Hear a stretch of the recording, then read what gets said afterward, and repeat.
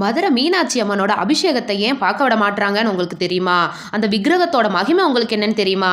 யாக குண்டத்தில் அக்னியில் அவதரித்த மீனாட்சியின் இயற்பெயர் தடாதகை, அங்கையர்கண்ணி.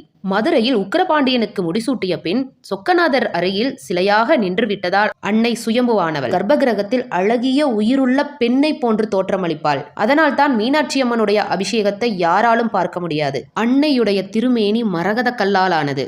அதனால் தான் பச்சை நிறத்தில் காட்சியளிப்பாள் அம்பிகை.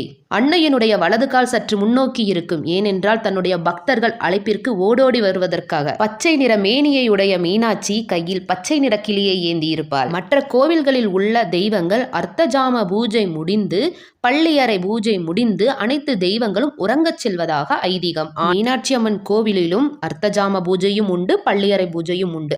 ஆனால் மீனாட்சி உறங்குவதே இல்லை. காரணம், அள்ளும் பகலும் மாந்தர் குலத்தை ரட்சிக்கக்கூடிய ஒரே தெய்வம் மீனாட்சி.